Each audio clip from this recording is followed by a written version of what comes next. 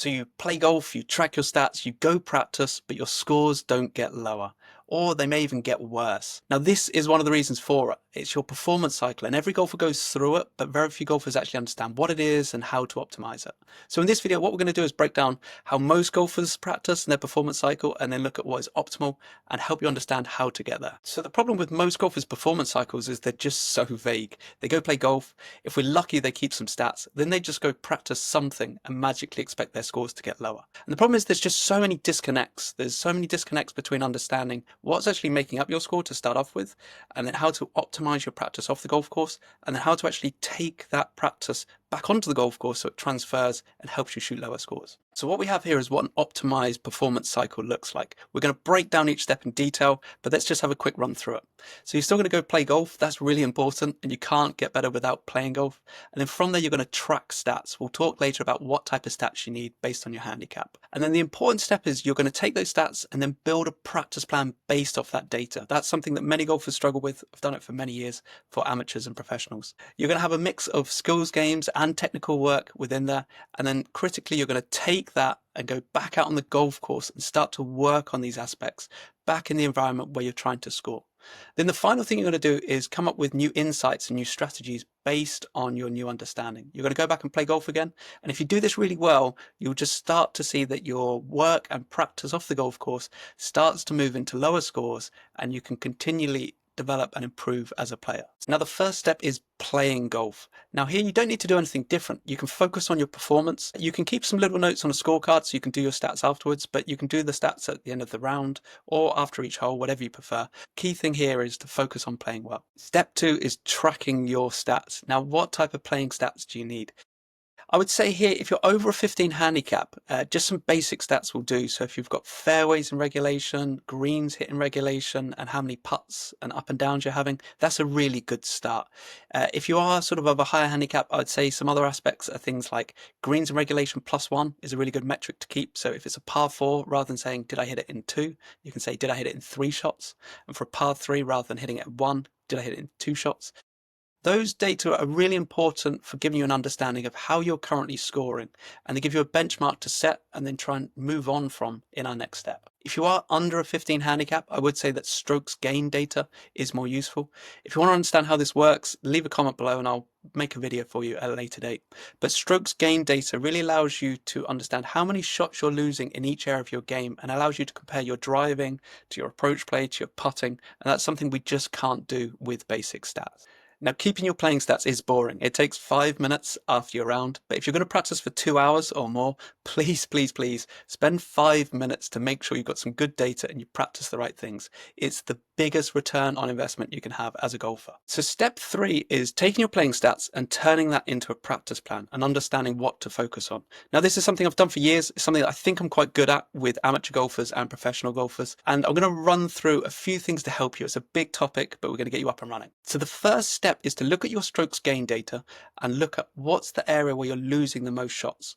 So if driving has the biggest minus, or if approach play has the biggest minus, then start there. That's your biggest weakness. If you have 2 hours or less a week, I would just focus on one area.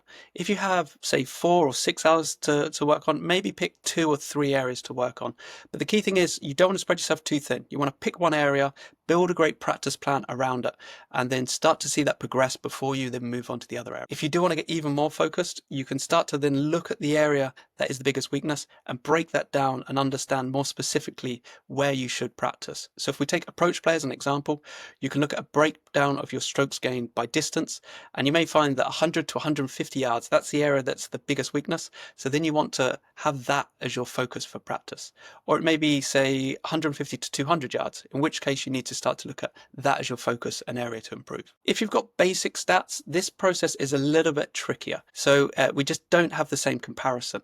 But what I would say is if you look at your stats and you're having over 36 putts around, that's a great place to start. Putting may not be the area where you're losing the most shots, but what we tend to find is there's a really quick win if golfers go from very little practice in their putting to practicing some putting. They can gain 2 or 3 shots quite quickly if they do have some poor putting stats. After that, you should start to then look at, well, are you getting the ball in play? So fairways and regulation is an okay metric. If that's below 20%, maybe you want to focus on that. But I would say critically, it's, are you losing golf balls off the tee? If you're losing 2 or 3 golf balls around, that's something where you start to go, right, this is the area that I should focus on. One of the best predictors in basic stats is actually greens in regulation. The more greens you hit in regulation, the lower your handicap will be. But if you are a high handicap, this may not be a useful metric yet. So you may want to go on greens in regulation +1 and take that as a percentage to work on. Now, this step may sound a bit boring, but it is the most important thing in the whole process. Your playing stats tell you how you build a score. Your score as a golfer dictates your performance. So what we're doing here is we're looking at what are the key areas in your golf game that are starting to inhibit your scoring, and then we're targeting those with practice. It's a bit like going to the gym. Imagine if you were going to the gym and you kept doing bicep curls and you wondered why your legs weren't getting bigger. That's essentially how most golfers practice. They just assume, I'll go down the range, I'll grab a basket of golf balls, I'll hit my 7-iron, I'll hit a few drives, and yeah, that will probably lower my golf score. Whereas you can start to see we're only at step 3 in this approach, but this is a very different approach and it's why it works. Step 4 is to have some purposeful practice. Now for me, what this should look like is a mix of skill development games and technical work. Both are really important as a golfer. Skill dev games are just fun ways to practice that essentially mimic what you're trying to do on the golf course, which is get the ball close to the hole. So for example, if we take our approach play scenario and we're trying to improve our approach play from 100 to 150 yards, go to the range or golf simulator and give yourself 40 golf balls and 1 point for every golf ball that lands on the green, and then 3 points for every ball that finishes inside 10 feet. This is a really good way of making your range session fun, but it specifically rewards you for hitting the ball closer to the hole, which is what you're trying to do on the golf course. If you start to progress, you can then start to add in, say, minus points if you miss the green. And this may sound like a tiny difference, but I promise you that just starts to get the cogs turning in the same way you are on the golf course and starts to add a little bit more consequence to your practice. If you're looking more in short game, we've got some great games like Par 18 that again just try and mimic what happens on the golf course and get you focused on just trying to get the ball close to the hole and hole out. Now, technical stuff still is really important, and I would say please go see a great coach to help you with your game. When you have your playing stats, go take these to your coach. Go and say, look, it's my approach play that's an issue. Here's where I'm losing shots. And then give them some more information. I'm missing my shots short and right of the target. Or when I practice, I can't get my chips to the hole. That is such useful information as a coach, and it allows us to do our job a lot better.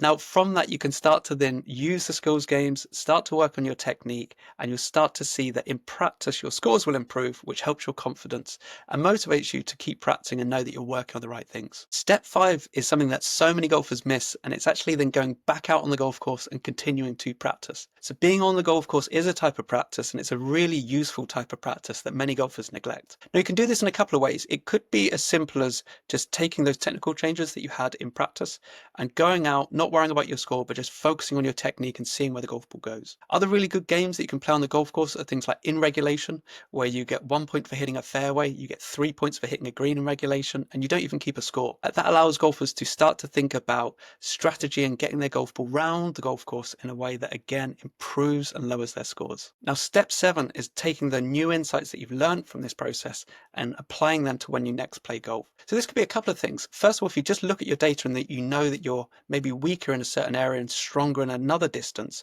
you can start to then use that for strategy on the golf course. So you may want to lay up more to that distance and avoid certain shots that you're not so good at. Another really useful thing that you can get from practice, say this skills game on the range, you may find that all of your shots are finishing short and right of the target. Well, that in itself is so useful. And next time you go and play golf, you want to make sure A, you've got enough club to get the ball up to the target, but B, aim left and allow for this shot as you play golf. So it's something that many golfers don't do, which is they go on the golf course with, say, a slice and they try and aim straight at everything. Whereas what we should be looking to do is on the range, improve your ball flight. But when you're on the golf course, you want to use your ball flight and allow for it to maximize your scoring. Another one you find with golfers when they first start playing skills games, specifically with short game, is that they may realize that they leave all of their chips short of the target. And this is such an easy win. So all of a sudden they're playing different shots around the green and you can start to understand where your dispersion is relative to the hole.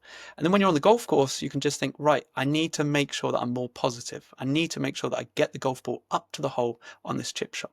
These types of changes, they are so simple when you start to go through this process, but they allow you to shoot lower scores without changing your golf swing, just having a better understanding of how you are scoring and where the golf ball is going. And the final step is to go back out on the golf course and play golf again.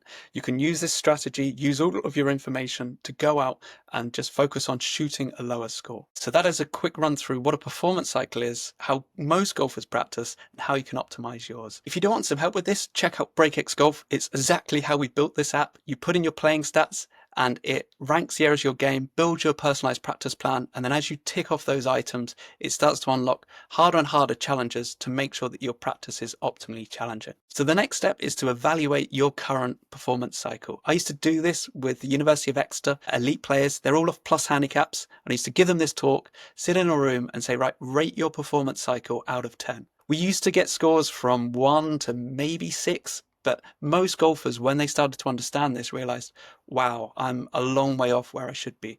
And as I'd say to them is, that's a really positive thing. If your performance cycle is 10 out of 10, you can't get quicker at any accelerated rate. Whereas if you're actually looking at your performance cycle and you're going, well, this is a 1 out of 10 or a 2 out of 10, then you've got this incredible amount of room to improve.